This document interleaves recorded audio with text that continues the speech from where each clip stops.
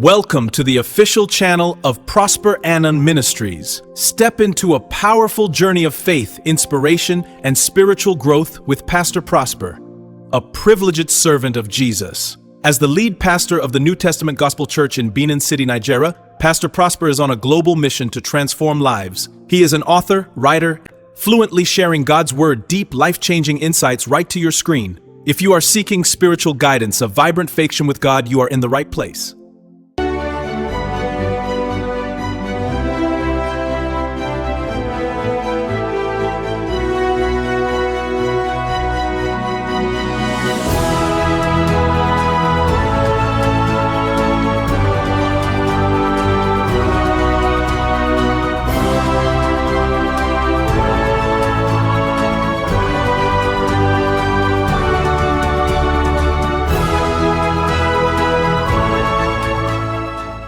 So have you ever felt like you're secretly on spiritual probation? Oh, wow.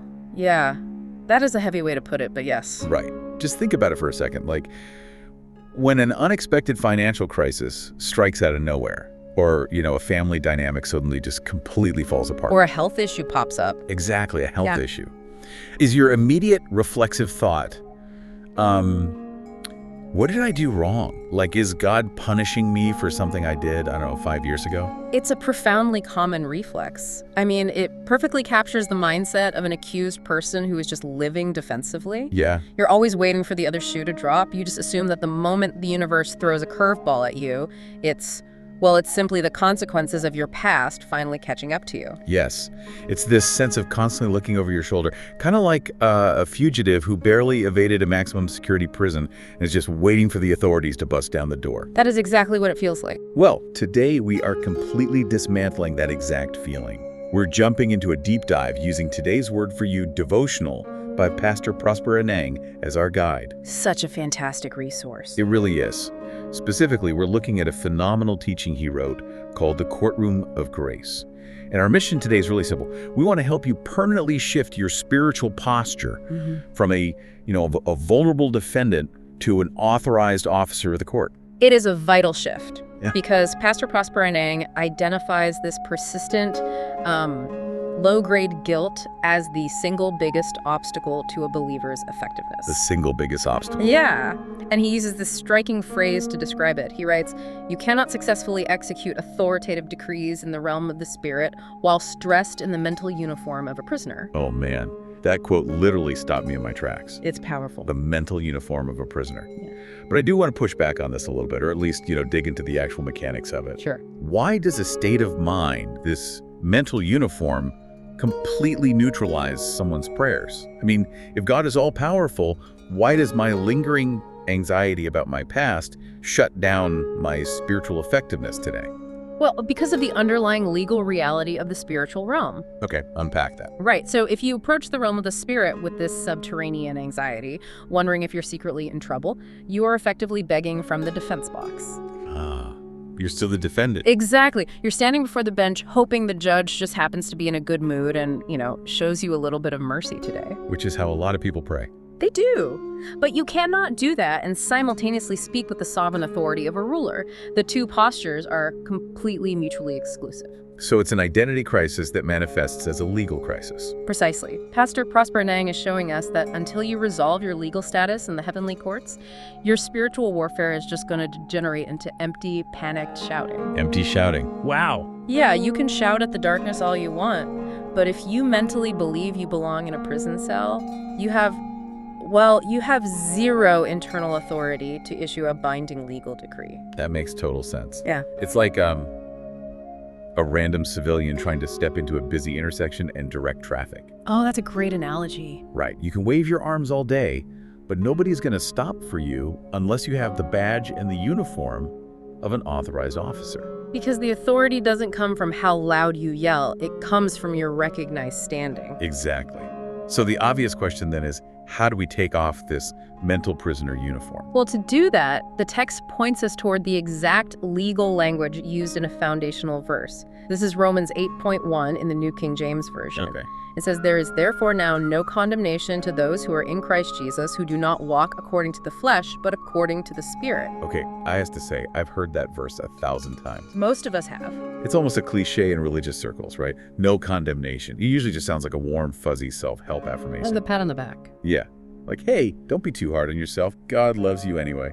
And that is exactly where we miss the profound weight of what the Apostle Paul was actually writing. He was not offering a vague, sentimental reassignment of your emotions. He wasn't. No. To really understand this, we have to look at the original Greek word used for condemnation in that text, which is katakrima. Katakrima. Let me be sure I have it. Katakrima. Yes, and katakrima is not a word about feelings at all. It is a highly technical jurisprudence term from ancient Roman law. Okay, a legal term. Right. It denotes a very specific sequence.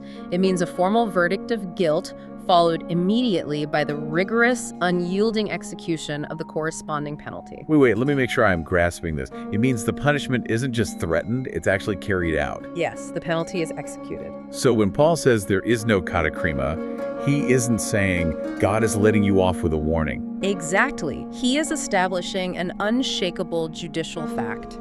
It means that the highest Supreme Court in existence has thoroughly audited your entire file through the lens of the blood of the everlasting covenant. Wow. And they have stamped it with a definitive, irreversible verdict. No case to answer. No case to answer. Man, that completely changes the paradigm. It means the execution of the penalty has already happened. It has. Which brings us to this incredible concept Pastor Prosper Anang unpacks for our study groups today. The spiritual principle of double jeopardy. This is really the crux of the entire legal argument. Yeah, break that down for us. So, in civilized earthly legal systems, there is a fundamental rule. A citizen cannot be tried twice for the same alleged crime. Right, the Fifth Amendment kind of thing. Exactly. Once you've been tried, the penalty paid, and the verdict settled, they cannot haul you back into court a year later for that exact same offense. So if we apply that to katakrima, well, to the spiritual realm, the judicial penalty for our past, present, and future sin was completely, brutally executed upon the body of Jesus Christ on the cross. Yes. The penalty was paid in full. God isn't just ignoring our mistakes. His justice was actually satisfied. Completely satisfied. And God's immaculate justice system operates on a much higher dimension of this exact principle of double jeopardy. Okay, let's look about the implications of that for a second. Right, because for the Father to penalize, convict, or judge you today for a debt that has already been paid in full at Calvary. That would be a violation. Yes. It would actually be an egregious violation of his own flawless justice. He would literally be breaking his own law. Wow. God cannot punish you without violating his own justice. Yeah. Because he already punished Christ. The case has been legally settled. The payment has been accepted by the court. It is a closed case. But hold on, if that's true, I have a major question here. Go for it. If my case is permanently closed and double jeopardy protects me, why does God even allow the accuser to keep whispering in my ear? I mean, why not just silence the enemy completely so I never feel this manufactured guilt again? That is the million-dollar question, isn't it? And to understand why that happens, we have to unmask the actual tactics of the adversary. Okay. As we continue this deep dive into today's Word for You devotional by Pastor Prosper Anang, the text brings us to Revelation 12.10. Which says what? It exposes Satan as the accuser of our brethren. In the spiritual hierarchy, he acts as a malicious prosecutor. A malicious prosecutor. But here's the catch. Because of Calvary, he only has access to old, fully settled cases. Oh, so he is a prosecutor without a valid warrant. Exactly. If the highest court has already applied the principle of double jeopardy, then this malicious prosecutor is totally bluffing. He is completely bluffing. He possesses absolutely no legal right to bring down a sentence upon your head. None whatsoever. None. But, he understands human psychology. He knows that if he can't beat you in the official courtroom, because your case is closed, his only option is to run an illegal, out-of-court harassment campaign in the hallway of your mind. Out-of-court harassment. That is brilliant. It's like a scam artist calling you to collect on a mortgage you already paid off 10 years ago. Yes, that's exactly it. If you don't know the mortgage is paid, you might panic, right? You might start sending them money. You willingly submit to a penalty you don't even owe, simply because you didn't know your own legal standing. That is a perfect analogy. It is pure psychological warfare. He relies entirely on manufactured guilt to trick you into feeling disqualified. Because if you feel disqualified, you won't fight back. Exactly. The enemy knows a profound truth about spiritual warfare. A hesitant, guilt-ridden believer is an incapacitated believer. Wow. A believer dressed in the mental uniform of a prisoner will never dare to issue a confident decree. So what is our ultimate legal defense against this out-of-court harassment campaign? I mean, we don't negotiate with the scam artist, right? Definitely not. Pastor Prosper Anang uses a specific legal phrase here that I really want us to break down. He says the case is dismissed with prejudice. Yes. And in human jurisprudence, when an upright judge throws out a case with prejudice, it is the absolute most final ruling possible. Meaning there are no appeals. No appeals. It means the charges are permanently eradicated. They can never, under any circumstances, be brought before that court again. It is the final nail in the coffin of that lawsuit. And the cross of Calvary was the Father's ultimate cosmic dismissal of the enemy's case against you with prejudice. Yes. Meaning any current voice reminding you of your past sins is an illegal voice. It has zero standing in court. It is just noise in the hallway. The cross didn't merely clear your criminal record. It entirely upgraded your status from the accused to the acquitted, and ultimately to a co-heir. Okay, this brings us to the crucial pivot of our deep dive. The application part. Exactly. Understanding the theology of double jeopardy and katakrima is great, it's amazing. But how do we practically enforce this? Right. If the prosecutor's bluffing, how do I actually upgrade my psychology? How do I move from a defensive posture of survival, just hoping the scam artist stops calling, to offensive execution on the judicial bench? This is where we transition from just knowing our rights to actually exercising them. The devotional provides a brilliant framework for this. The declarations, right? Yes, the Speak Life personalized declarations. And it's crucial for study groups to understand why speaking these declarations aloud is so important. It's not just positive thinking. No, not at all. Verbally decreeing your legal standing actively rewires your brain's default pathways. Yeah. It forces your internal posture to align with your heavenly reality. It's about taking the gavel in your own hand. Yes. So Pastor Prosper Anang outlines 3 specific declarations here, and I want us to pause on each one slowly. I want to look at not just what we are saying, but how it fundamentally changes our spiritual posture. Let's do it. Let's start with Declaration 1. Okay. This one is about decreeing that the past is legally dead and actively refusing to respond to the illegal harassment of the accuser. Why? Because the highest court has stamped your life not guilty. Not guilty. And the foundational scriptural truth for that is Romans 8:33 through 34. It asks, who shall bring a charge against God's elect? It is God who justifies. Who is he who condemns? It is Christ who died. Man, think about the psychology of making that declaration. Which huge. When you say, God is the one who justifies me, you are taking the power away from your own inner critic. Yes, you are. You're recognizing that your feelings of guilt are actually irrelevant to your legal standing. If the Supreme Judge says you are justified, then entertaining the prosecutor's lies isn't just unhealthy, it's actually disrespecting the judge's ruling. That is a very powerful way to frame it. You are enforcing the boundary. So moving to Declaration 2. Let's focus there. This is where you declare that the law of double jeopardy is actively working in your favor today. You proclaim out loud that God's perfect justice absolutely forbids that you should ever be charged or penalized for the debt Jesus already paid. And the scriptural anchor here is Colossians 1:13 through 14. He has delivered us from the power of darkness and conveyed us into the kingdom of the Son of his love, in whom we have redemption through his blood, the forgiveness of sins. I love that passage. Right, and I love the word conveyed there. It means you were legally transferred into a completely new jurisdiction. Exactly, a jurisdiction where the old laws just no longer apply to you. Wow. When you speak Declaration 2, you are reminding yourself and the atmospheric realm around you that the darkness has no legal claim over your life, your health, or your finances. You aren't just hoping they leave you alone. No, you are stating a jurisdictional fact. The blood paid the redemption price, so the harassment must cease. Which perfectly sets up the final step. Declaration 3. This is the ultimate paradigm shift. The big one. You proclaim that you are no longer operating from the defense box. Instead, you have been given legitimate legal standing as a co-heir with Christ. You step onto the judicial bench of authority to enforce heaven's rulings over your life, your family, and your assignments. And that shift is anchored in Romans 8:15. And if children, then heirs, heirs of God, and joint heirs with Christ. Joint heirs. Notice the progression here. You go from a pardoned criminal in Declaration 1 to a citizen of a new jurisdiction in Declaration 2 to a ruling member of the royal family in Declaration 3. You aren't just an acquitted defendant. You sit on the bench with the judge. You are family. And this shift is the indispensable fuel for any spiritual protocol. Oh, absolutely. You cannot break territorial resistance in your life if you're still anxiously wondering whether God is angry with you. Absolute confidence in your settled legal standing is the engine that drives your spiritual authority. Without that confidence, your prayers are just wishes. But with it, your prayers become authorized decrees. So, Pastor Prosper Anang concludes this teaching with a really fascinating prophetic prayer. And rather than just, reading it like a normal closing prayer, I want us to analyze what he is doing here. Let's look at it. Because he doesn't just ask God for help in this prayer.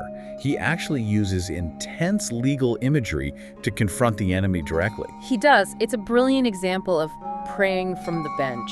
He originally wrote this prophetic spiritual declaration for his global YouTube audience, and the language he uses is incredibly deliberate. For example, he says, I legally serve you a spiritual cease and desist order. A cease and desist order? Yeah. He is directing that at atmospheric entities and demonic agents deploying waves of condemnation. Think about the psychological impact of praying like that. It changes everything. You aren't crying out, oh God, please make the devil stop bothering me. You are saying, I have the authority to serve a cease and desist order. Because you recognize that the enemy is operating illegally. I mean, if we look at Colossians 2:15, it says that having spoiled principalities and powers, Christ made a show of them openly, triumphing over them in it. So they've already been stripped of power. Right. The enemy's authority has been publicly and legally stripped. So when you serve a spiritual cease and desist order, you are simply enforcing Colossians 2:15. He goes on to decree, every illegal, dark case file opened against your destiny in the second heaven is hereby thrown out with prejudice by the supreme judge of all the earth. There's that phrase again. Yes, the language of thrown out with prejudice, it permanently closes the door on the shame. When a believer prays with that level of audacious legal certainty, it completely shatters the mental uniform of a prisoner. You can't wear the uniform if you're talking like that. You can't. You cannot pray a prayer like that and still feel like a victim. It forces you to stand tall, open your spiritual eyes to your legal standing, and break loose into what Pastor Anang calls a manifestation of unbroken dominion. Unbroken dominion. Because the harassment campaign has been legally terminated. Yes. For anyone listening who wants to dig even deeper into this legal standing with their small groups, the devotional provides some fantastic further reading texts. Yes, I highly recommend spending some time unpacking Isaiah 54.15. What does that one cover? It declares that no weapon formed against you shall prosper, and every tongue which rises against you in judgment you shall condemn. Notice that it says you shall condemn it. That is your heritage as an authorized officer of the court. Not God will condemn it for you. You condemn the illegal voice. That is so good. It is. And also look at Hebrews 10.22, which invites us to draw near with a true heart, in full assurance of faith, having our hearts sprinkled from an evil conscience. Full assurance of faith. That is the exact opposite of the anxious probation mindset we talked about at the very beginning of the deep dive. It's a total transformation. So as we wrap up today's deep dive, I want to leave you with a final provocative thought. Think back to that secret anxiety. That heavy sinking feeling that you are just waiting for your past to catch up with you. The exhausting mindset of the accused. Exactly. But now you know the truth behind the curtain. You know the definition of katakrima. You understand the impenetrable protection of double jeopardy. You know that Calvary means your case was dismissed with prejudice. And the prosecutor's just running an illegal bluff. The scam artist has been completely exposed. So here is the question you need to ask yourself today. Now that you know your case was dismissed with prejudice, what is the very first heavenly ruling you are going to enforce in your life as an authorized officer of the court? Because the defense box is empty, are you going to enforce a ruling of profound peace over your family dynamics? A ruling of provision over a financial crisis? Or a ruling of healing over your body? You have the legal standing to do it. The bench is yours. Take off the prisoner uniform, step up to the bench, and start issuing your decrees. Thank you so much for joining us for this incredibly powerful session. It's been amazing. As always, we want to give full, explicit credit to our source material today. This entire deep dive, from the legal exegesis to the brilliant declarations, was brought to you based on the phenomenal teachings in today's Word for You devotional by Pastor Prosper Anang. Take back your authority, and we'll catch you on the next deep dive.